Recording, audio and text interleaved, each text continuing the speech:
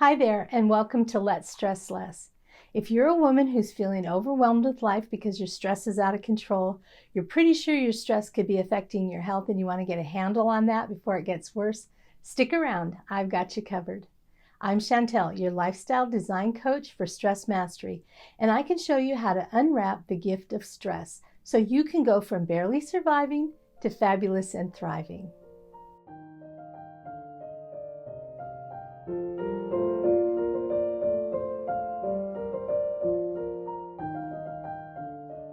Today we're going to talk about a process I've developed called the C.A.L.M Method. 4 steps to creating calm no matter where you are. Let's get to it. Step 1, create the space. No matter where you are, in your car, at work, home, anywhere, create some space. This could be physical space, time space, mental space, a little buffer between you and the world. Sometimes that simply means you'll need to close your eyes and take a deep breath. Other times, you'll need to physically remove yourself from the chaos so you have time to regroup. So often we respond without thinking and make a difficult situation worse. But as you create a space between the event and your response, you'll be able to respond with intention. One way to create space is to take a minute, no matter where you are, and breathe deeply. Neuroscience studies have shown that 1 minute of mindful breathing every hour can keep you centered throughout the day. That's less than 20 minutes a day. Now, 1 minute in an entire stressful day is like spitting on a forest fire. It won't get the job done. I'm talking 1 minute every hour. So create some space throughout your day by stepping away from stressful moments before you respond and set aside 1 minute of mindful breathing every hour so you'll be fortified to handle those incoming stressors more effectively. Number 2, allow the possibilities. Be open to new ideas, techniques, and methods. No tool or technique is going to be effective for everyone, but all too often we make judgments based on past experiences or what sounds reasonable, and we close ourselves off to the possibility of what might work. Be open to trying new things or trying old things in a new way. Sometimes we resist something that sounds too simple.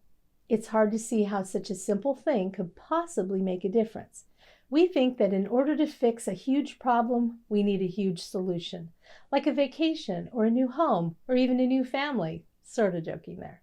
And while these things could definitely help in some cases, they're not going to help right this minute. And once the new wears off, you're back to your same stressed out life. Simple can be powerful. Also consider that over time we change. Our circumstances change, our needs change, and what works to lower stress and help us feel better will change. Just because you've tried something unsuccessfully in the past doesn't mean it'll never work for you. So allow the possibilities. Number 3, let it go. We tend to be in charge of a lot of stuff. We take on more than we can possibly manage effectively, and we feel like the only way the world can run smoothly is if we're in charge and running things. Unfortunately, we also tend to try to control things that just aren't ours to control. Sometimes we spend precious energy pounding on a door that will never open, and we miss all the other doors that are inviting us to walk through. Letting go isn't easy. In many ways, it's harder than holding on.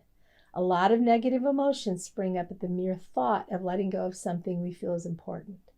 Learning to let go of things we have no control over or things that aren't truly ours to control is tough. Learning to leave some things undone for now is no cakewalk either. But once you've mastered this, it's so liberating. Just let it go.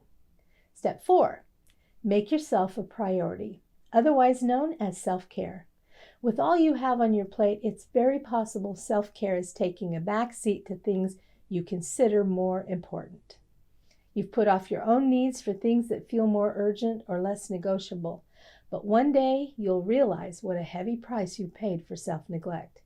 If you're stressed out, burned out, or overwhelmed, or all 3, you're not practicing self-care, or at least not enough of it. And those times when you feel the least worthy or feel you have the least amount of time for you are the times you need it the most. Simply put, self-care is the act of identifying and filling the needs of your body, mind, and spirit. Self-care might be a whole new mindset for you. If you've gone a long time putting other people and things first, identifying your true needs may be difficult. Over time, you'll have so many neglected areas and they'll be so deep you won't know where to start. In that case, just identify your most urgent needs and work from there. And keep in mind, just because you've been able to train your body to function on 5 hours of sleep, poor food choices, and minimal exercise doesn't mean you don't need more. It just means your body is doing the best it can with what you're giving it. Now it's time to give it what it truly needs. Now's the time to make you a priority.